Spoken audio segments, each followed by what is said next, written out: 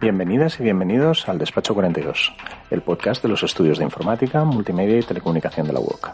El podcast en el que hablamos de cómo la tecnología cambia la vida de las personas, pero también de cómo somos las personas las que hacemos cambiar la tecnología cada día.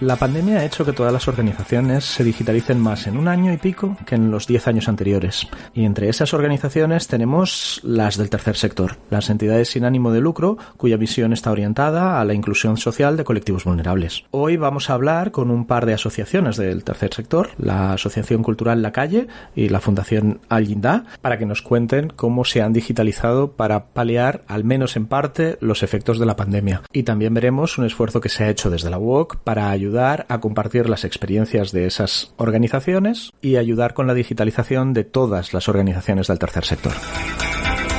Despacho 42, un podcast hecho desde el Despacho 42 de la UOC, porque si no, se llamaría Despacho 13, Despacho 25 o Despacho 68. Lógico, ¿no?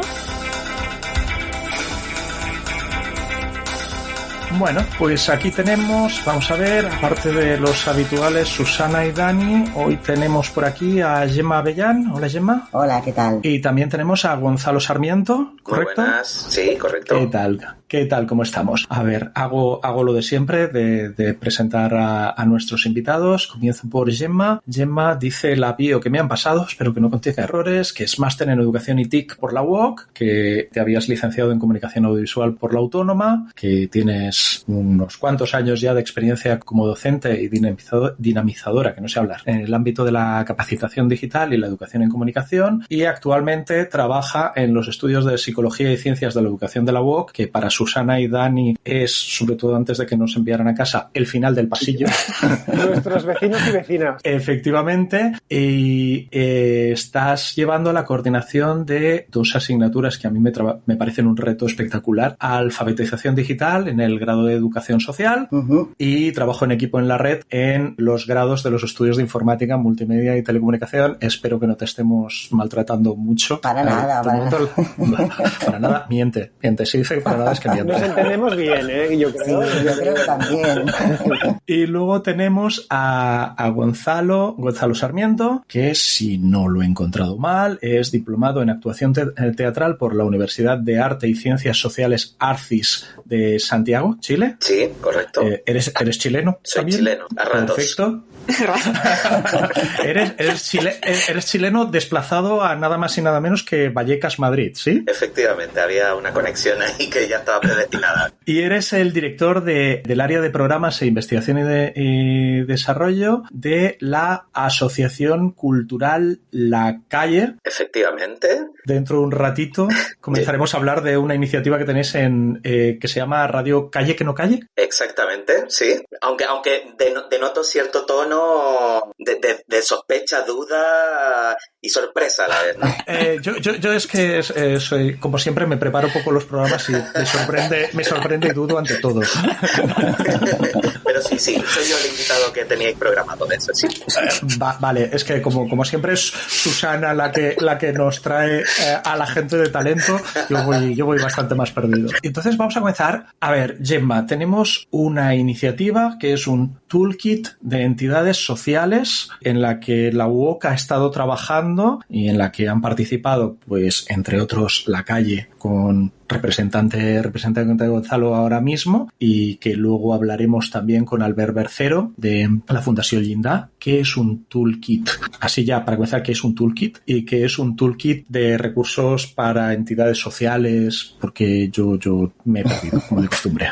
Pues bueno, la iniciativa del Toolkit surgió sobre todo a raíz del primer confinamiento, ¿no? de la pandemia, y desde el área de globalización y cooperación de la UOC se pusieron en contacto con Susana Tesconi y también conmigo, porque estaban llegando muchas demandas por parte de diferentes entidades sociales en cómo podían atender virtualmente su actividad, ¿no? ¿Qué podían hacer? Entonces tenían como, depende de la entidad, tenían pues como diferentes frentes, ¿no? Cómo atender por un lado, por otro dificultad de conexión por parte de los colectivos con los que se trabaja o de acceso a tecnología, diversas situaciones, ¿no? Entonces delante de esto estuvimos hablando con Susana y ella pues comentaba, hombre, pues un toolkit, ¿no? Una caja de herramientas puede ser interesante para poder tratar esto, ¿no? Que es un tema súper complejo, ¿no? Quiero decir que ya la tecnología en sí misma ya es compleja, ¿no? Y luego pues los usos, procesos también y claro, y todo depende de que no sabemos de dónde partimos, ¿no? Cuando estábamos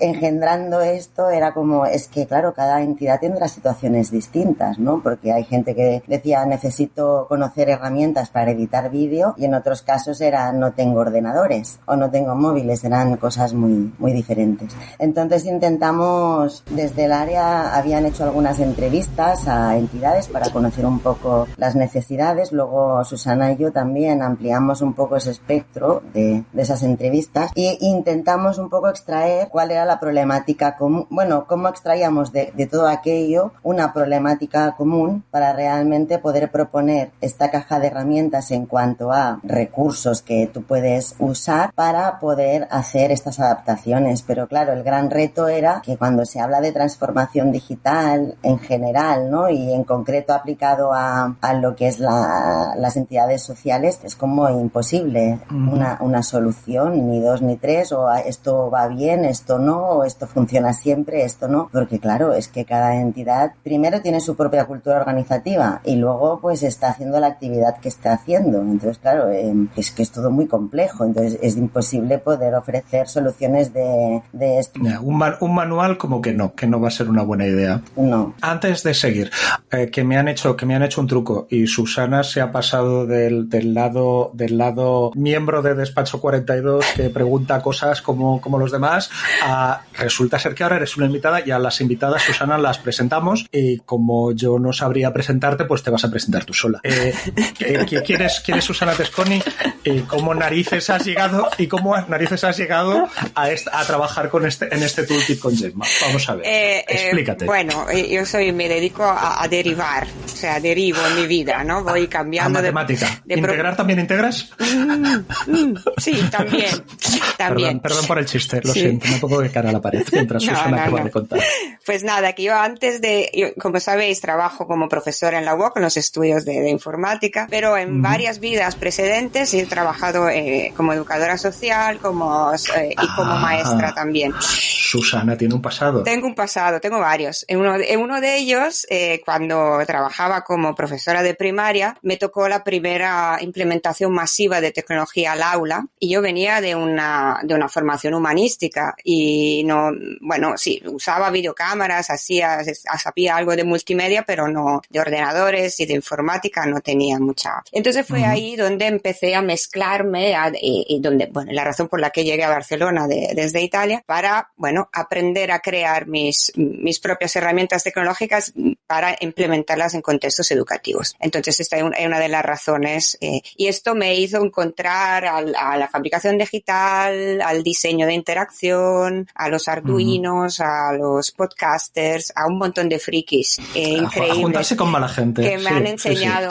mucho más que toda la educación reglada y sigo con ese camino que creo que la academia necesita incorporar ese tipo de prácticas para ser más fresca y más útil a la sociedad. Bueno, aunque sea Susana, vamos a tener que reconocer que el trayecto, que el recorrido mola bastante. No se lo digáis a nadie. Volviendo un poco, entonces, claro, o sea, para hacer algo que se pueda ofrecer a entidades del tercer sector, que son extremadamente diversas y que todos hacen un trabajo súper potente, pero súper complicado, y eso, que son muy diferentes, comenzáis a hablar, entiendo, con diferentes entidades, y es ahí donde entra, por ejemplo, la Asociación Asociación Cultural La Calle, y Gonzalo. ¿Sí? ¿Me contáis cómo funciona ese contacto y qué es lo que habéis hecho, Gemma, Susana, Gonzalo, Asociación Cultural La Calle? Primero que nada, gracias por la invitación. Ante todo, y por el programa que haces, que desde mi perspectiva, que bueno, parece que ahora cuando mencionó Susana los podcasters, ya estoy dentro de la gama friki, entonces pues ya me siento como en casa también, que quiero que sepáis que me siento muy a gusto aquí con vosotros. Antes lo oía de otra manera, pero ahora ya lo oiré con una cercanía. Con la Universidad Oberta ya tenemos una relación en términos de voluntariado. Es decir, muchos alumnos o alumnas podrían participar en nuestra organización si así lo desean, y pues de alguna manera también, gracias a su acción voluntaria dentro de nuestra organización, pues pueden acceder a temas de créditos, pero bueno, que sobre todo que empezamos esa relación conversando sobre temas de voluntariado. Y ahí nos conocimos ya en general con la universidad, ¿no? A partir de ahí ya es cuando viene una pandemia algo he oído. una tontuna de estas, y pues bueno, pues te genera abre otros intersticios. Y entonces, bueno, pues Susana nos escribe y nos dice, bueno, porque sabían que estábamos realizando un proyecto que dentro de La Calle pues tenía unos visos de innovación, y por otro lado pues que atendía mucho a resolver bastantes cuestiones en las que nos habíamos situado para con nuestras participantes en el momento más crítico de la pandemia, ¿no? Y fue un podcast que se llama Radio Calle que no calle, que es una experiencia como trabajar un tema de comunicación, un tema de relación socioeducativa que hay por detrás del resultado del podcast, ¿no? Y entonces pues consideran que esa experiencia es digna de ser parte del toolkit con otras organizaciones que también han encontrado otros caminos como para poder resolver todas estas dificultades en las que nos ha situado la pandemia, ¿no? La asociación La Calle trabaja con gente joven. ¿A qué público os dirigís? Vale, mira, La Calle trabaja en el barrio de Vallecas, que son 2 distritos que también pues tienen unas dimensiones importantes. Entre ambos distritos, que son Vallecas, somos 380.000 habitantes, para que entendáis un poco la dimensión, claro. Bastante más grande incluso que un par o 3 ciudades juntas, con una escasa redistribución de lo económico dentro de lo que es Madrid, un barrio muy castigado territorialmente hablando. Y bueno, dentro de ese contexto, La Calle surge en el año 86, es decir, justo este año cumplimos 35 años, y el trabajo desde entonces ha sido, bueno, hemos pasado por varias etapas, hemos trabajado con niños pequeños, con infancia, con mujeres, pero en los últimos 15, 20 años nos hemos centrado en la juventud en general, ¿no? Y desarrollamos proyectos que tienen que ver con la utilización del tiempo libre, la prevención en el sentido amplio también, prevención de situaciones de exclusión social. Ese es un proyecto. Otros proyectos que tienen que ver con lo formativo, desde oficios e itinerarios de inserción sociolaboral, temas puros y duros de empleo, y ahora nuestros programas se llaman escuelas, ¿no? Todo esto que he ido mencionando son escuelas, y ahora tenemos una escuela de tecnología social, donde estamos implementando todo el tema de fabricación digital y todo este mundo fablabero y de este universo pues de las tecnologías que están en otro nivel ya. O sea, hemos superado ya el ordenador, hemos avanzado. Y llega la pandemia y os lo hace todo mucho más fácil y tranquilo, ¿verdad? Y llega la pandemia y nos dice, pues no podéis tocar a los chavales y a las chavalas, no podéis no pueden salir nadie de su casa, pues no podéis hacer prácticamente vuestro trabajo. Eso. Y además... un reto nada, vamos, lo normal que se encuentra cada día. En serio que la heroicidad de la gente que trabajáis en asociaciones así debería a veces reconocerse más, porque no me quiero imaginar las dificultades, que también tiene que ser extremadamente tener recompensas cada día. Imagino que si repetís y seguís ahí es que algo importante os está aportando. Bueno, negaré lo que voy a decir ahora, aunque quede grabado. Probablemente tengamos más fracasos que éxitos. Ahora, un éxito vale 1000 fracasos, porque de por sí todo va enfocado a la vida en general hacia el fracaso. Entonces, cuando hay un éxito, sí hemos logrado darle la vuelta un poco a esto que se entiende como destino, ¿no? Y a toda esa contra. Entonces, por eso digo, o sea, honestamente, ojalá todos fueran éxitos, ojalá la mayoría fueran éxitos, ojalá la mitad más uno fuera un éxito, pero no lo es, porque luchamos con unos condicionantes que nos superan a nosotras como organización y como personas, ¿no? Pero hay éxitos, y esos éxitos, como os decía, no me quiero posicionar tampoco en una historia de somos salvadoras, pero bueno, facilitamos que las personas se conozcan a sí mismas, que se entiendan en los contextos y en sus realidades, y en la medida que se entienden y se conocen en esas circunstancias, hemos ayudado a que se preparen para tomar las mejores decisiones posibles y a poder, de alguna manera, coordinar ellas mismas con un acompañamiento. Si quiero decir que es lo más asistencialista, es lo que estaríamos nosotros, es acompañar, es caminar a tu lado para decirte, bueno, no sé, ¿tú qué piensas? El hacer de espejo, ¿no? Y que cuando esa persona lleva ese proceso y luego toma decisiones que le ayudan a salir y alejarse de esas situaciones de las que viene, pues son un éxito verdadero. Y nuestros éxitos no están tampoco dentro de un poco de este sistema habitual, es decir, no se mide por cuántas personas hemos logrado que alguna vez lleguen a la universidad, porque ese no es el sinónimo de éxito en estas circunstancias en las que estamos, sino que es que tengan un trabajo, que lo consoliden, que permanezcan en él, que puedan ser capaces de generar recursos económicos para ser independientes de su propia familia, que superen las situaciones dependiendo, ¿no?, de la dificultad, que obtengan los papeles. Bueno, a mí me parece una definición de éxito bastante exigente, ¿eh? Y una cosa, hablabais de digitalización, de capacitación digital, un poco los dos. En situaciones como esta, supongo que personas que están ahí en la brecha, ¿no? O sea, están justo en la brecha digital, en la brecha económica, etcétera, ¿que es más difícil o se ve como una oportunidad? Todo lo digital, o sea, ¿es una oportunidad para ellos? La gente joven lo ve como, bueno, joven o en estas situaciones, como una oportunidad para ganar algo, ¿o es más un peligro, ¿no? De decir, me quedaré más lejos todavía de los que tienen acceso. Las personas jóvenes no son capaces todavía de dimensionar si eso es bien o es mal, si les va a ayudar o no les va a ayudar, ¿no? O sea, quiero decir, son poco rentabilistas en ese sentido. De hecho, es muy complicado que hayan asumido, o sea, todo como invención de frases hechas de los jóvenes están más cerca de las tecnologías, están más digitalizados, todo eso yo personalmente creo que es una falacia. Una cosa es que sepan encender un móvil y darle con el dedo a una aplicación, y eso lo logran antes que cualquier abuelita o que yo, que casi voy ya de camino. No, pero quiero decir que sí, son ágiles, pero son ágiles como cuando en mis tiempos no había eso y había que jugar a la pelota, y entonces alguien joven de esa edad jugaba mejor o más rápido a la pelota. Es la naturaleza de la juventud que accede más rápido a determinadas cosas. Ahora, la digitalización o el mundo tecnológico es una cosa de una estructura conceptual bastante más amplia que solo el encender el cacharro y apagarlo. Luego la realidad es que esto, así como cuando empezamos la pandemia, venían esas frases como de esperemos que cuando salgamos de esta pandemia seamos mejores personas. Todo ese listado de buenos deseos que lo podíamos ver y podíamos decir, pues sí, es una gran oportunidad de que eso suceda. También se miraba de cara a la tecnología y decíamos, mira, vamos a aprovechar ahora que podemos, que hay que hacerlo por narices, vamos a obligar a la chavalería que se ponga las pilas con esto. Y entonces ahora, otra vez que estamos saliendo, va decayendo todo eso y ya no es necesario, porque ahora lo importante, pues en el caso de Madrid al menos, es ir a un bar. Entonces, no hemos entrado en una necesidad, los trabajos no se adaptan a eso. Nosotros hace 15 años más o menos, teníamos un aula de informática y valorábamos como un exitazo que le pusimos Linux a los ordenadores, y los chavales lo controlaban. Ahora, yo me pregunto si 15 años después, esos chavales, después de 15 años, después de haber conocido el Linux y el Windows a la vez, manejan Linux o son capaces de, si les pones otra vez, y otra vez se van a encontrar con una interfaz que le van a parecer rara, y a lo mejor 15 años después ya no van a estar tan ágiles como en ese entonces. Y en ese entonces decíamos, estamos creando una generación que maneja 2 software, y uno libre y otro de pago, y entonces estábamos como haciendo nuestras interpretaciones del mundo adulto. Pero realmente, ¿qué hace la juventud? Que es funcional, es sobrevivir. Nosotros trabajamos con chicos y con chicas que hoy es la digitalización, pero mañana a lo mejor tiene que ver con que se inunda todo el planeta y hay que nadar. Y entonces vamos a decir, es que los jóvenes son aptos para el nado y no sé qué, pero en cuanto salga una isla, los jóvenes se van a ir ahí y se van a olvidar de nadar. La reflexión me ha parecido espectacular. Volvamos un poco a la colaboración con la UOC. Susana, Gemma, se me hace muy raro, Susana, preguntarte, de verdad.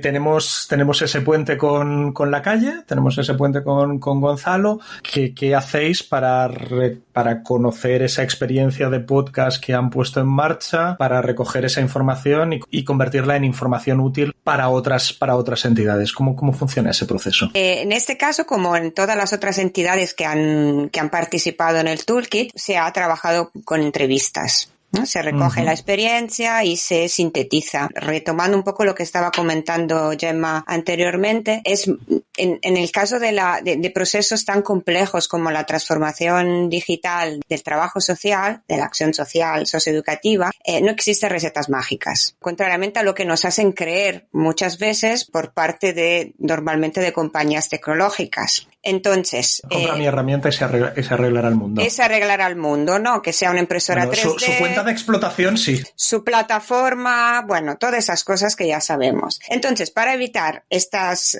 aproximaciones solucionistas o tecnologicistas, no sé ni siquiera si es una palabra, pero bueno, ya me la vais a permitir, sabemos perfectamente que el núcleo de conocimiento práctico y reflexivo lo tienen los profesionales y las profesionales del sector. Entonces, el conocimiento madurado en la experiencia de las entidades es el corazón y también la mente del toolkit. Después se integra con conocimientos que proceden del mundo tecnológico, del mundo de la comunicación, de la cual no se habla mucho, pero es uno de los entornos y de los ámbitos disciplinarios más importantes, porque está un poco... Lo de la tecnología ha hecho olvidar toda esta ola de la era de la comunicación, ¿no? Pero realmente los mecanismos, y Gemma es una experta, los mecanismos que se tienen que utilizar y que facilitan y que se utilizan o que nos hacen entender mejor las cosas proceden del mundo de la comunicación, como también del mundo de las ciencias sociales y de la tecnología. Entonces, la presencia y la forma de colaborar que hemos tenido para la elaboración del toolkit con las entidades y todos esos perfiles se basaba en esta idea. Es una situación tan compleja que no admite ninguna solución directa y sencilla y simplista, y lo único es colaborar, cooperar para construir una solución común. Y esto me da espacio también para, bueno, me hace decir que el toolkit no se queda así tal como está, sino que es una herramienta que está pensada como un punto de encuentro entre todos los perfiles que estén interesados, las entidades, en participar, que lo necesiten o que quieran colaborar. Entonces, los recursos que están presentes ahora son los que hemos activado en esta primera ronda, pero invitamos a cualquiera que esté interesado en escribir. Hay un mail de contacto que aparece. El enlace al toolkit está en las notas del podcast, ya lo tenéis ahí, lo podéis consultar ahora mismo. Escribir con propuestas, con críticas, con todo lo que sea, porque quiere ser un agora o como un espacio para construir este conocimiento que es tan complejo y que no queremos que construyas solo un perfil y de una forma como un poco míope o limitada, ¿no? Porque la chavalería, que es una palabra que me gusta mucho, que usa mucho, y todos los demás colectivos merecen todo lo mejor para poder vivir, avanzar, crecer, aprender y estar en este mundo tanto como estamos todos los demás, que tenemos más privilegios. Vuelvo a la calle y la experiencia de la calle que se recoge en el toolkit. Calle que no calle. Que aparte de ser un título genial, o sea, es espectacular cómo funciona, de dónde sale, qué ha sido. Solo decir una cosa que nosotros hicimos en su momento en la crisis del 2008 en la calle. Los fondos o la visión sobre el tercer sector, pues siempre estamos en tela de juicio porque es un dinero complejo, es un dinero público complejo de movilizar, ¿no? Siempre ronda por ahí el haber rapaz de la corrupción y de la mala gestión. Entonces, bueno, nosotras en la calle vivimos con eso y convivimos en el sector con toda esta historia. Entonces, en el 2008, con esa crisis, con esos recortes y esos reajustes económicos, nosotros íbamos a las administraciones y les decíamos, no vamos a poder continuar, o se está complicando todo, y nos decían, pues tenéis que innovar, tenéis que renovaros, tenéis que hacer cosas distintas, cosas nuevas. Claro, nosotros veníamos en la calle, es una entidad que en su origen es precursora en el tema de educación de calle, una cosa totalmente primitiva y poco rentable, porque un proceso de trabajo en la calle significa que trabajas con personas más allá de la exclusión, ya casi en la marginación, y los procesos que puede llevar una persona en un horario de trabajo, no sé, voy a decir 15 personas al año, y 15 personas al año con una nómina de una persona a jornada completa, pues no es rentable para la administración. Los datos que puede decir en su cuenta de resultados a final de año la Comunidad de Madrid es: hemos logrado recuperar a 26 chavales. Esa cifra no es irrisoria. Entonces, desde ahí, la innovación fue una cosa que se reflexionó en la calle. Y en resumen, hicimos análisis desde el punto de vista de la empresa y desde el sector también. Y desde ahí sacamos como 3 líneas muy sencillas, que para la calle cualquier cosa que no haya desarrollado nunca es innovar. Luego, que cualquier elemento que transforme los procesos que la calle desarrolla es innovar en el mundo de la gestión, ¿no? Y por último, cualquier cosa que la calle haya realizado hace 5 años atrás y no la haya desarrollado, pues va a ser innovación también, ¿no? ¿Por qué digo todo esto? Porque Radio Calle que no calle fue un proyecto que nació también hace 17 años al hilo de que teníamos un trabajo con una radio comunitaria que estaba al lado nuestro, que es Radio Vallecas. Y nosotros llevábamos chicos y chicas a participar en un programa que iba allí. Pero siempre decíamos que es una calle nada más, pero decíamos, ¿pero y nosotras qué? O sea, está bien esto de ir a una radio, participar comunitariamente y está bien. Pero tenemos otras cosas que queremos experimentar. En ese tiempo, por supuesto, el podcast no era una cosa existente, al menos, por lo menos desconocida. No sé si existía en ese tiempo. Y luego, pues...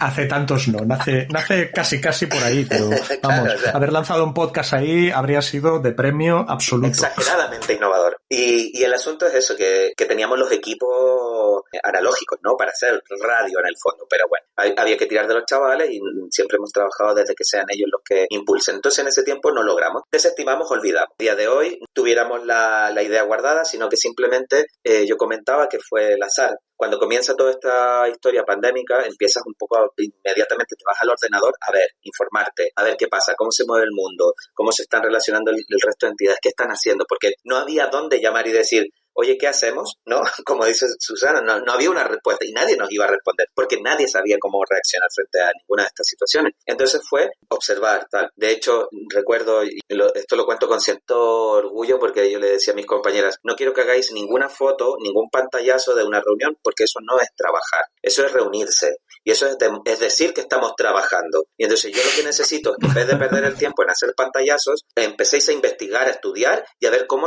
hacemos carpintería online, cómo hacemos microinformática, que parece que obvio, pero el cacharreo no puede ser, no es comercio online, cómo podemos jugar a la pelota online, quiero decir, cómo podemos hacer esto que veníamos haciendo, porque no podemos dejar de hacerlo, porque está en la esencia y en la misión del trabajo que realizamos. Y es hemos llegado a esos perfiles de actividades y de acciones que hacemos por un pensamiento y un análisis, ¿no? Y entonces, obviamente, teníamos que sostener y luego investigar qué le estaba pasando a la gente con la que trabajamos. Es decir, veníamos de una cierta normalidad, unas ciertas dificultades, pero que le permiten venir a estudiar con nosotras o venir por las tardes a hacer un grupo de percusión. Pero ahora resulta pues que hemos entrado en otra fase y que requiere pues, problemas de alimentación, de dinero, de trabajo, historias más internas. Entonces, llegamos por 2 líneas. Primero, que yo veo que una entidad, sin querer, buscando ya música en Spotify, veo que está una entidad que es vecina. Y digo, ¿pero cómo es posible? ¿Tienen una radio esta gente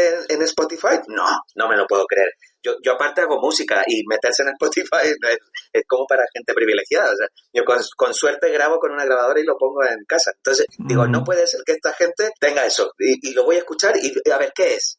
¿Qué están diciendo? Bueno, y mezclaban música con saludos de la chavalería y tal. Y dije, esto está poco aprovechado. No. Aquí hay un filón. Espérate.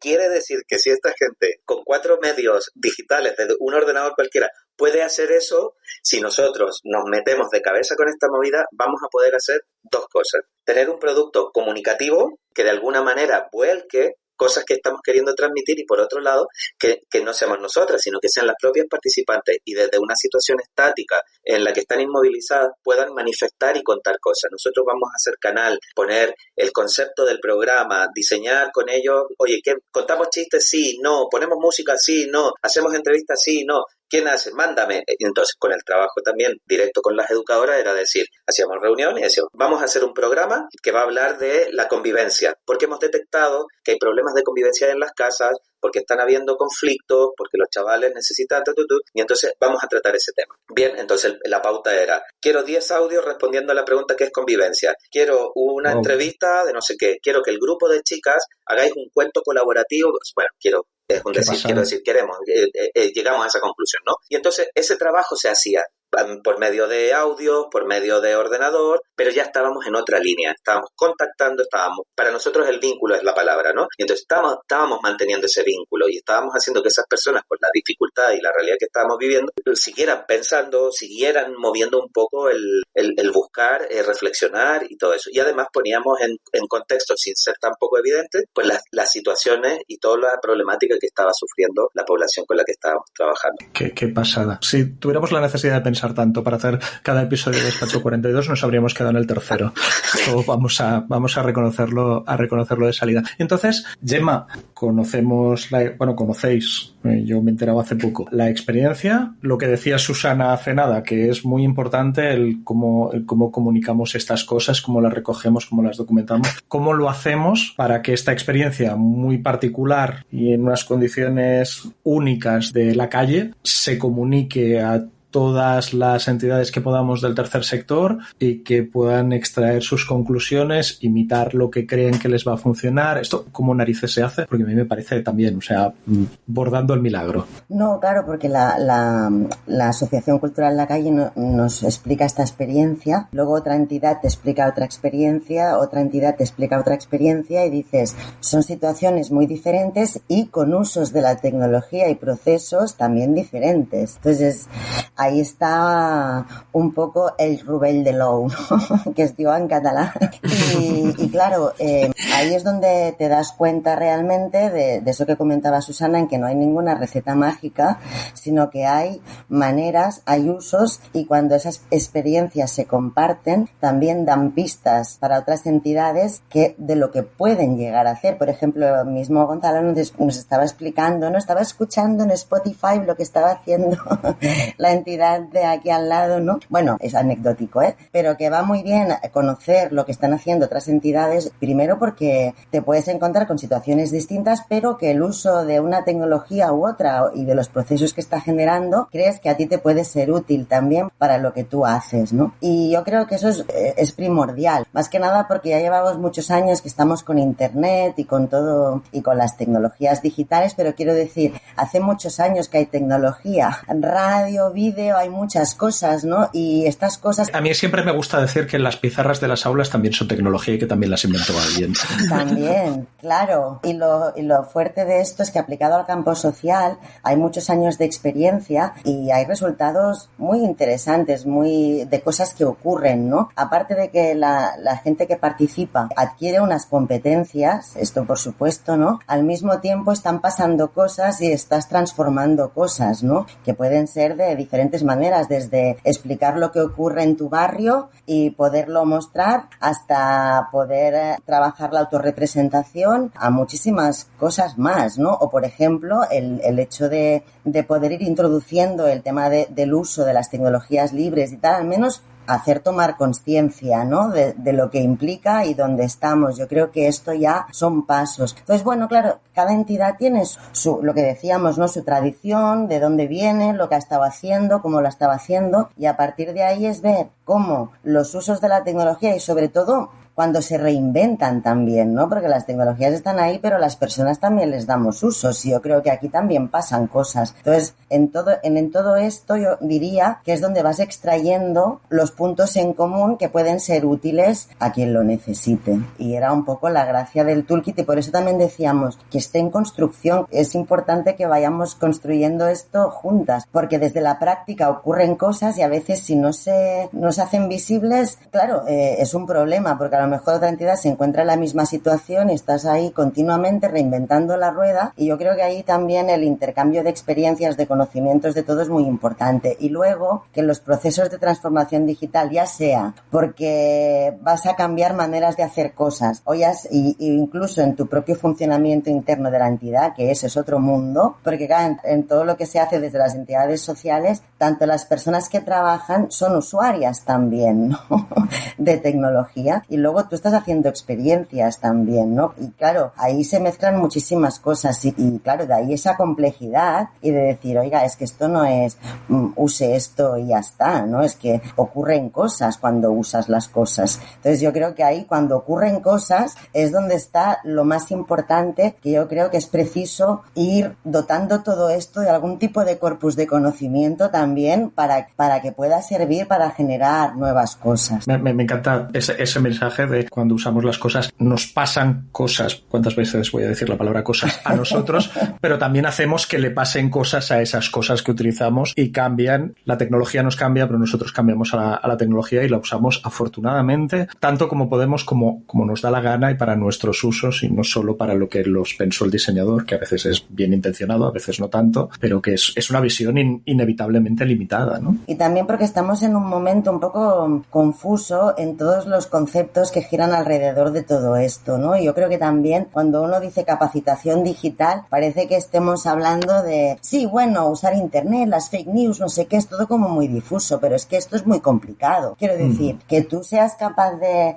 extraer la información que pueda ser más veraz o no, estos son cosas que ya van más allá, ¿no? Del uso de la tecnología, pero que claro, está implícito, ¿no? Como que no se toma muy en serio y es muy serio. O luego temas como la personalización a la que estamos, ¿no? De realmente a muchas personas se creen que los buscadores son neutros. No, y claro, no lo son. Y entran muchas cosas en juego y yo creo que estas confusiones vienen porque se intentan delimitar marcos competenciales de lo que hay que saber hacer, de lo que no, lo que te van a pedir en los trabajos, pero hay una capa muy importante que hace todo eso que no se puede obviar y que es necesario coger y ver con detenimiento, y yo creo que en esa parte crítica es donde están todas esas posibilidades de transformación que pueden acontecer con los infinitos usos de la tecnología. No sé si infinitos, pero mucho. Sí, vamos, difíciles de agotar. Eso, ¿no? La necesidad de reflexionar sobre el medio en el que nos movemos, da igual que estés en la Edad Media que en el año 2221. Vas a tener un medio y vas a tener que saber cómo funciona, vas a tener que reflexionar sobre él y vas a tener que ser crítico sobre quién lleva las riendas de las cosas y cuáles son sus objetivos y cuáles son tus objetivos, y ponerlo dentro de un contexto que respete mínimamente la ética, que a veces parece extremadamente complicado. Sí, es una buena pregunta. Para ir cerrando ya, el Toolkit se presentó hace cosa de un mes, poco más o menos. Igual menos, No. El 5 de mayo, ¿no? Yo diría. 5 de mayo, que quiere decir que hoy estamos grabando a 4, hace un mes casi justo, wow. Y que cuando publiquemos el podcast va a hacer un año y pico. Un año y pico, un mes y pico. Que no sé hablar. Tengo un problema de percepción temporal. Pero lo que has dicho es cierto, menos, por lo tanto es un día menos. Sí, un día. Sí. Estamos en junio, reflexionamos sobre ello. Sí. Y es viernes también. Sí, bueno, cuando publiquemos es jueves, o sea que no os perdáis mucho. Se ha presentado el Toolkit, han asistido entidades del tercer sector que han participado en la elaboración del Toolkit, pero también otras que llegan a él de momento como usuarias y ojalá como participantes dentro de nada. ¿Cuál es la recepción que ha tenido? Insisto, para ir cerrando ya. Y luego me queda otra, probablemente sea más difícil. Dentro de nada, espero yo al menos, estaremos más vacunados, podremos recuperar el ir a la calle, el tocar a los chavales con los que se trabaja, el tener una acción más diversa. Este esfuerzo de digitalización entiendo que sigue teniendo todo el sentido del mundo, pero que también es posible que pierda intensidad y dé algún paso atrás. Eso como nos afecta. Yo creo que la recepción, yo no sé si Susana comparte conmigo esta opinión, notábamos mucha expectación, o sea, por parte de las entidades sociales, yo creo que había mucha expectación, y ahí no sabíamos muy bien, ¿no? Teníamos mucho miedo de que la gente estuviera esperando esas recetas, ¿no? Que dejamos bien claro en el Toolkit que no va a encontrar, ¿no? Pero sí muy buenas prácticas. Pero yo creo que fue una recepción muy positiva. Yo creo que las entidades también han agradecido que puedan estar recogidas esas experiencias y un poco algunas pautas para poder afrontar esos procesos, y yo creo que ha llegado alguna experiencia ya al correo, esperemos que llegue algunas más. O sea, ya están llegando experiencias, eso es genial. Sí, llegan en cuentagotas, porque también hay que pensar que las entidades sociales van siempre a tope, y yo también creo que los momentos para poder hacer estas cosas también se reducen mucho. Que eso, o sea, de nuevo llega a aplaudir los esfuerzos de la calle, de Allinda, con quien hablaremos dentro de un rato, que hacer y además tomarse el esfuerzo de documentar con vuestra colaboración brutal, pero que también debe aplaudirse ese esfuerzo. Sí, y esta última pregunta que tú comentabas de ahora que todo se va a ir normalizando y eso, yo creo que hay un tema importante y es que siempre es, bueno, no sé, es mi opinión, pero yo creo que la presencialidad es insustituible, o sea, y más en el trabajo social. Y yo creo que en este caso todo lo que es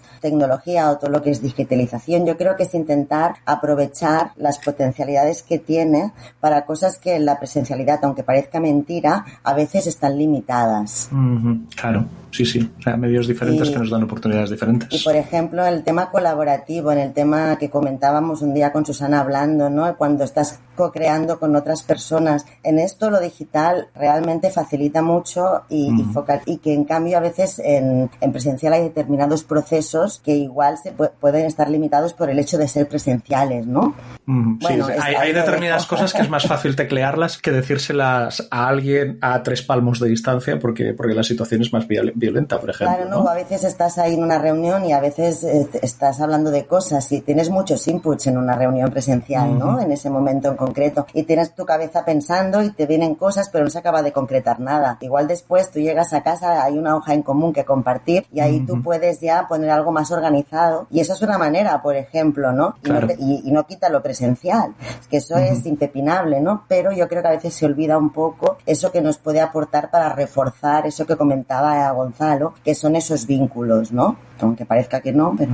Añadiría que aprovechemos, no usemos la tecnología para replicar la presencialidad o la materialidad. Hay maneras de, a través de las tecnologías digitales, como, la fabricación digital es un ejemplo, de crear diálogos, entre comillas, entre lo físico y lo digital. Entonces podemos explorar la materialidad desde otro punto de vista, la podemos enriquecer. Lo que no suele funcionar es replicar algo que sale mucho mejor haciéndolo presencial o sustituir o sí una llamada por teléfono con una videollamada. Yo en medio de la pandemia había gente que me decía, ¿te puedo llamar por teléfono? Que no puedo más de videoconferencia. Iba a ser el mismo tiempo, íbamos a decirnos las mismas cosas, pero te relajaba porque ya no había todo el aparato, ¿no? Entonces, también yo creo que en estos momentos uno de los misunderstanding, ¿no? que decía Gemma es esto. Con tecnología se entendía la videollamada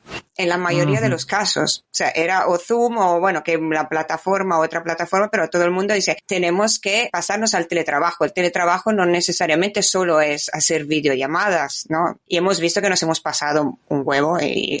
Dos pueblos. Un poco bastante, sí. Vale, 2 pueblos, vale, perdón, que yo sabéis que hablo muy mal. Bueno, es una expresión italiana que, algún día explicaremos. Sí, la aprendí aquí. En italiano quiere decir otra cosa. La aprendí aquí porque aprendí castellano en los bares, yo, la verdad. Entonces, claro, que lleva el castellano más académico lo aprendí después. Eso te disculpa. Oye, pues si os parece, yo creo que es un buen momento para cortar, tomarnos un descansito y seguir hablando con la Fundació El Llindar después del corte que vamos a poner aquí. Como siempre, invitados geniales a la altura de los que solemos tener en Despacho 42, que es nuestro mejor patrimonio. Muchísimas gracias, Gemma. Gracias a vosotros, a vosotras. Muchísimas gracias, Gonzalo. Muchas gracias a vosotras y seguir adelante, por favor, con este espacio. Y la última cosa, ¿os dejáis volver a invitar, no sé, dentro de un año y medio para ver cómo ha evolucionado el toolkit, para ver cómo ha evolucionado la calle y qué ha hecho la digitalización una vez que la pandemia afortunadamente se haya extinguido mucho, esperemos que del todo? ¿Os dejáis? Sí, es el mejor piropo que me han echado como en 5 años, o sea que es la primera vez que se me invita a volver de esa manera. Gemma, Hombre, a ti te supuesto. tenemos atrapado al final del despacho, del pasillo, o sea que no te vas a poder escapar, que lo sepas. Y tanto, será un placer, totalmente. Muy bien, perfecto, pues hasta la próxima. Muchísimas gracias. Adiós, muchas gracias. Gracias a vosotras. Muchas gracias. Advertencia. Escuchar Despacho 42 puede tener efectos secundarios. Hasta podría hacer que aprendieses algo. ¿O no?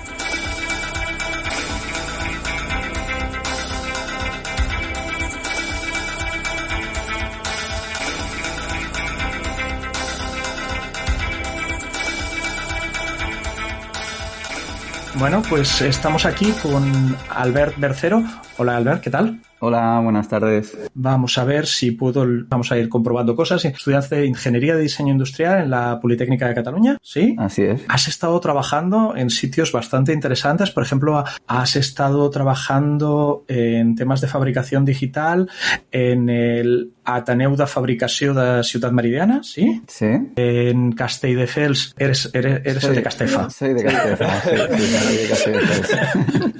Allí impulsas el proyecto Let's Make, que también es tema de cultura maker y educación en los coles públicos. Sí, con 6 escuelas diferentes de Castelldefels me reúno y les digo, tengo este proyecto, quiero empezar a hacer actividades maker y la mejor forma de hacerlo, la forma más fácil, fue hacerlo mediante talleres extraescolares, ¿no? Entonces, como no me podía multiplicar, también encontré algunos amigos que pudieran ayudarme. Engañaste a algunos amigos, ¿no? Engañé a algunos y, bueno, entre otras cosas de las que hacíamos allí, pues compramos unas impresoras 3D y las instalamos en cada una de esas escuelas, que ahora ya pues disponen de ellas y luego pues hicimos muchas actividades relacionadas con el código, con la impresión 3D, con el diseño 3D. Un poco también trabajar mucho con las manos, esencial, ¿no? En la parte maker. Así que sí, era como un poco dar pequeñas pildoritas maker en escuelas públicas donde todavía no se impartía ese conocimiento. Como mola. Luego pasaste por Socotec, donde tenemos alguna conocida del podcast, ¿sí? Como director de STEAM, Science, Technology, Engineering, Art and Mathematics, ciencia, tecnología, ingeniería, arte y matemáticas. Y ahora, últimamente, has tenido bastante implicación con la UOC. Leo por aquí que has cursado el máster de diseño de interacción y experiencias de usuario. Ajá, muy recomendable. Pero también estás colaborando con nosotros como docente, has llevado un laboratorio de herramientas de diseño y ahora estás llevando en una asignatura de fabricación digital que igual tiene que ver algo también con alguna persona más que está presente ahora mismo. Algo tiene. No sé de qué hablas.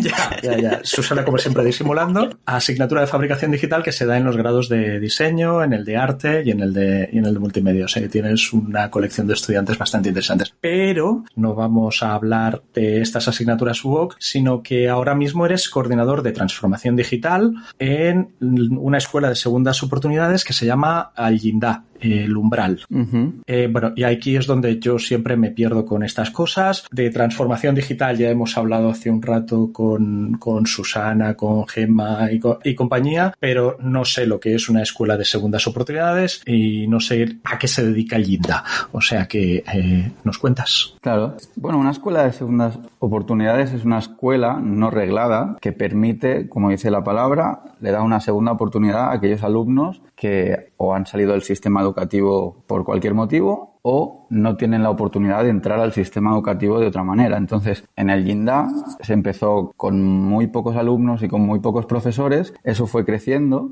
y ahora se encuentra con 3 familias profesionales y con muchos grupos que pasan de diferentes formas por aquí, ya sea porque tienen un interés en concreto o porque están un poco perdidos y de repente encuentran un camino donde volver a la educación. Y bueno, pues el perfil de jóvenes que hay al principio vienen de etapas donde han fracasado escolarmente y les tienen un cierto rechazo, ¿no? Según qué entornos. Entonces, desde aquí lo que se trata es de, a partir del vínculo, ¿no? Conectar con esos alumnos y despertarles esa curiosidad y esas ganas, ¿no? De seguir aprendiendo un poco. Desde dentro del Llindar hay un espacio de Garage Lab, que sería como un Fab Lab dentro de una escuela. Que esto desafortunadamente en el podcast no se ve, pero es donde estás ahora mismo. Y Dani y Susana y yo tenemos mucha envidia de todos esos cacharros que tienes por ahí detrás. Exacto, y de lo que se trata el Garage Lab es un poco lo que has dicho, de encontrar cacharros y de que estos alumnos sean capaces de manipular esos cacharros de forma autónoma, crear objetos a partir de la fabricación digital, diseños hechos con ordenador que luego pasan a una máquina y que de alguna forma ayuda también a que estos jóvenes se sientan muy bien porque han hecho una cosa por ellos mismos y el resultado que obtienen con esas máquinas es de bastante calidad. también se potencia mucho el pensar con las manos, el trabajar la creatividad, pero claro, esa máquina te permite hacer un producto final también que difícilmente sería reproducible con las manos. Y son máquinas además que, bueno, no tienen por qué ser carísimas, pero me da a mí la impresión de que no están al alcance de las economías de los chicos y chicas con los que trabajáis. Claro, o sea, es como una oportunidad de acceder a este tipo de máquinas y a este tipo de conocimiento, ¿no? Que a lo mejor no se le daría la oportunidad de aprender a cómo usarlas en otros sitios. Incluso hay alguno de los chicos que colabora con nosotros como ayudante, por ejemplo, del espacio, que nos decía, ¿no? Que había dicho en algún sitio o una escuela de formación profesional donde a veces también trabaja que sabía dominar una impresora 3D y desde la misma escuela había profesores que daban muy sorprendidos que ese alumno dominara esa máquina, ¿no? Porque tenían una visión como que en una escuela como la nuestra estos conocimientos no se imparten y en cambio pues muchos salen queriendo cambiar su futuro y direccionarse hacia esto. Está súper bien, porque además son máquinas que están al orden del día, o sea que no es eso que dices, mira, nos sobraban unas máquinas de los años 90, ¿no? Estamos hablando de algo que posiblemente mucho profesorado no conoce o no es capaz de trabajar con ello, y en cambio ellos sí. Un momentito, gente. Los años 90 no fueron antes de ayer. Por desgracia. O sea, las cosas de los años 90 ya no son recientes. De hecho, tener que replantear mi vida. En los años 90 ya había máquinas de fabricación digital, ¿no? Lo que pasa que el boom de la impresión 3D, que es un poquito más reciente, entre comillas, ha hecho que todas esas máquinas se conozcan. Pero claro, una máquina que funcionaba con un ordenador ya es bastante antiguo. Creo que la primera es del 53, una CNC. Sí. Bueno, claro, una máquina programable, un CNC. Me ha gustado mucho lo que estabas comentando, ¿no? De este exalumno que colabora y del profesor que se queda sorprendido, ¿no? Está escuchando por ahí que al igual estáis con un itinerario profesionalizador dentro del Garage Lab para, bueno, ofrecer una formación encarada al mundo profesional. ¿Es verdad? ¿O es un...? Sí. Actualmente pasan estos alumnos de distintos grupos que hay en el Llindar, pasan semanalmente. Una vez por semana pasan por aquí. Entonces tienen como una aproximación de lo que se puede hacer con estas máquinas, ¿no? Pero tienen 2 horas a la semana y no le da tiempo tampoco a empaparse del todo, ¿no? Entonces hay muchos que nos han mostrado su interés en seguir esa formación, ¿no? Nosotros también, buscando formaciones que pudieran adaptarse a ellos, nos costaba mucho encontrar algo que ellos pudieran sostener, que fuera bastante largo en el tiempo, que le diera también pues un conocimiento bastante extenso y que fuera asequible, ¿no? Entonces, al ver que no existe este tipo de formación, nos decimos lanzar a la piscina y decir, vale, igual que tenemos ahora 3 familias profesionales en las cuales queremos ofrecer nuevas oportunidades laborales, vamos a abrir una nueva. Entonces, muchos de estos alumnos que van a hacer el itinerario de formación de fabricación digital del año que viene son alumnos que ya han pasado por el Llindar y que han visto que pues no les ha gustado otra familia profesional o que, aunque les haya gustado, les ha encantado el Garage Lab y deciden seguir por ahí, y luego habrá otros alumnos nuevos también. Pero sí que ahora nos ponemos en marcha, ¿no? en ofrecer esta formación para que el día de mañana esos alumnos estén cualificados para trabajar en cualquier empresa donde haya este tipo de máquinas. Parece verdad que una cosa que siempre dice Begoña Gasca, que es la directora de la Fundación del Llindar, que la escuela de segunda oportunidad, la segunda oportunidad es para el sistema educativo, porque realmente no es tanto para los individuos que pasan por ahí, sino para un sistema que los ha centrifugado y con estos resultados se demuestra que tratando los problemas y de forma integrada, compleja, con amor y trabajando el vínculo, se pueden llevar alumnos un alumnado que en los recorridos tradicionales no funciona, se puede llevar a sitios impensables, ¿no? Totalmente. Que quería volver al inicio porque me he dejado una palabrota por explicar que ya va en la línea de lo que hemos hablado antes con Gonzalo y con Gemma. Coordinador de transformación digital en el Llindar. ¿Qué narices significa eso? Sí que es una palabrota, sí. Transformación digital en cuanto que hay muchos alumnos y profesores que que la digitalización de las aulas les cuesta, ¿no? Y no es un proceso tan natural. De alguna manera, pues tiene que haber un equipo que esté presente en proponer nuevas herramientas digitales, en gestionar espacios donde haya estas máquinas o sea, no va solo en relación a las máquinas de fabricación digital, sino pues en conectividades de Internet, un poco herramientas de la red, cómo pueden subir cosas a Internet, cómo se las pueden descargar, cómo pueden trabajar virtualmente, porque lo de la pandemia ha sido realmente un cambio. O sea, la pandemia dicen que ha hecho más por digitalizar las empresas que los últimos 10 años de empuje en esa dirección, y a vosotros os ha pasado básicamente o algo muy parecido. Claro, entiendo, todas ¿sí? las escuelas se han visto obligadas, ¿no?, a ponerse las pilas y a ofrecer contenido online, y no solo a esos profesores que a lo mejor les producía cierto rechazo, sino que también a esos alumnos que les cuesta a veces mucho y que incluso no tienen acceso en su casa a veces a este tipo de herramientas. Entonces, ahora estamos siendo bastante autorreferenciales con episodios pasados de Despacho 42. Os enviamos a escuchar el ya penúltimo que hicimos con Gifinet y el segundo que hicimos con César hablando de fabricación digital, para los que no nos escucháis desde el principio. Y también, si queréis profundizar sobre la experiencia concreta de transformación digital de emergencia durante la pandemia del Llindar, en el toolkit hay una buena práctica donde está toda la descripción de esta primera fase de transformación digital, que es, digamos, el preámbulo del trabajo que está haciendo ahora el Albert y el grupo que está trabajando. Tenemos eso en el toolkit, enlace como siempre en las notas del podcast, pero esto que estáis haciendo ahora, si a Susana le parece interesante, a Dani y a mí también nos parece interesante. ¿Nos cuentas un poco? Bueno, nosotros nos encontramos en un punto donde, por la característica de los alumnos que teníamos, era muy, muy difícil, ¿no?, trabajar de forma no presencial, porque, bueno, hemos dicho, ¿no?, que requieren de mucho vínculo, y el vínculo, cuando estás en persona, pues es más fácil de transmitir y de conectar con una persona, y cuando estás a distancia y te tienes que conectar a una reunión es mucho más difícil. Lo hemos sufrido todos a estas alturas. Sí. Seguimos sufriéndolo. Sin las dificultades que pueden tener tus, entre comillas, clientes,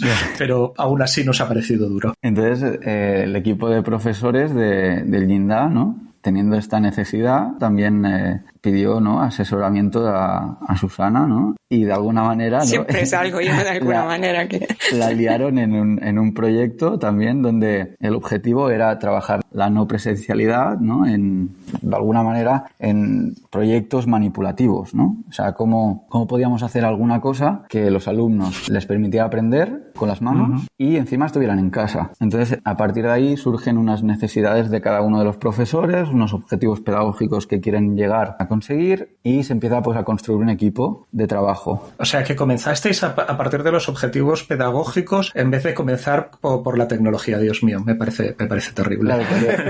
Claro, exacto, es que muchos lo ven así, como que si tiene que empezar por la tecnología, mucha gente no lo verá. O sea, lo primero, ¿no?, que tenemos que pensar es qué queremos hacer, cómo lo queremos hacer, y luego, una vez ya hemos pensado el qué y el cómo, ya miraremos qué cacharros, ¿no?, necesitamos para hacerlo, pero sí terrible, de verdad. Que tiene que haber una estrategia previa de pensar y prototipar luego. Y luego de prototipar, testear también. ¿Y qué es lo que habéis creado? Pues hemos creado para distintas, entre comillas, asignaturas, ¿no?, distintos temas, propuestas de maletas donde tú puedes tratar una temática, aprender unos conocimientos y manipular unas cosas. Y eso lo hacemos de forma tanto digital como de forma física. Para poneros un ejemplo, para trabajar la electricidad, por ejemplo, hemos diseñado unas piezas donde los alumnos, a partir de conectar estas piezas, pueden crear sus primeros circuitos eléctricos, y la parte digital, dijéramos, porque esto sería la parte física, la parte digital viene con una página web donde ellos tienen acceso a unas preguntas que se les hacen, a unos retos que se les lanzan, y donde ellos también, la interacción existe, o sea, es bidireccional, porque el alumno también es capaz de subir sus actividades, o sea, subir una foto de lo que acaba de hacer, reflexionar a partir de un texto, o sea que de alguna manera manera estos objetos manipulativos nos permiten que los alumnos se enganchen un poquito más y que puedan aprender algo diferente que no estaban haciendo antes. Pero sí que es importante recalcar que nos hemos dado cuenta de que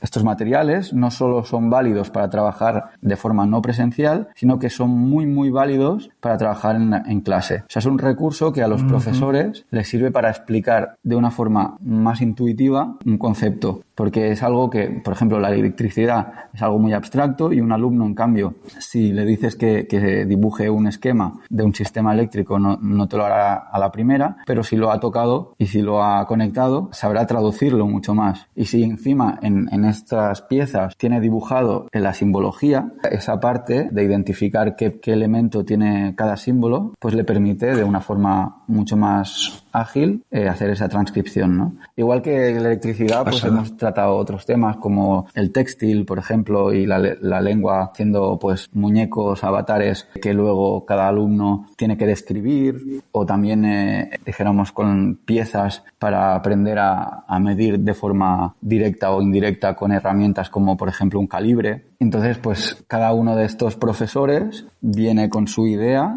y la desarrollamos juntos. O sea, él o ella tiene unos objetivos, como hemos dicho, y la misión es encontrar cómo los podemos materializar. Un año, poquito más de un año, habéis detectado la necesidad, no, que ver que estaba tampoco era tan difícil. Habéis descrito mejor la necesidad, que eso probablemente ya haya sido mucho más difícil. Habéis hecho prototipo, habéis puesto en juego estos kits con vuestros chavales. ¿Cómo ha ido este proceso? Entiendo que si lo estamos presentando es que no ha ido nada mal, pero va a evolucionar, va a tener segundas versiones. ¿Cómo ha funcionado y cómo va a funcionar a partir de ahora? Creo que tendríamos que decir, ¿no?, que todo lo que se hace en sí es un prototipo. Nunca dejas de evolucionar una idea. O sea, tú propones cómo en tu cabeza sería perfecto y luego lo coge un alumno y te revienta los esquemas por dentro y te dice, vale, todo lo que has pensado no sirve de nada. Bueno, sí que sirve, pero le tienes que dar una vuelta. Por eso es súper importante que ese material lo utilice un alumno y que te dé el feedback, no solo el feedback que te puede decir con las palabras, sino con lo que tú ves, con lo que tú observas. Y es muy importante, ¿no?, hacer esos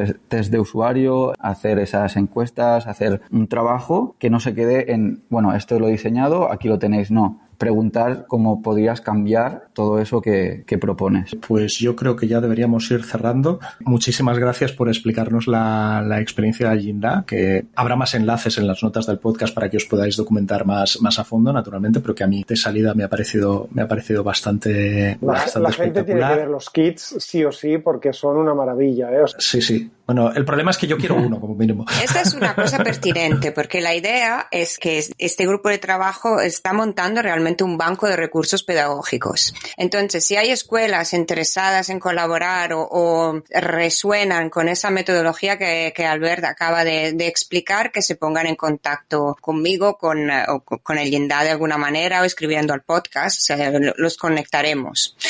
Porque este es un poco, es la idea de ese grupo. Aparte de solucionar las cuestiones más urgentes, ¿no? Pero esa idea de banco de recursos hechos por docentes mezclados con otros perfiles, desde los makers hasta los programadores, incluso matemáticos. Mira, podríamos poner ahí a trabajar. No dejéis entrar a cualquiera, que no se puede. En fin, bueno, cerramos aquí. Muchísimas gracias, Albert, y te emplazamos, como siempre, pues eso, cuando tengáis esa siguiente iteración y tengáis más cosas que explicar, a repetir en Despacho 42, que siempre nos gusta volver a tener a los invitados como vosotros, que estáis aportando valor continuamente. Muchas gracias a vosotros y gracias. Ha sido un placer.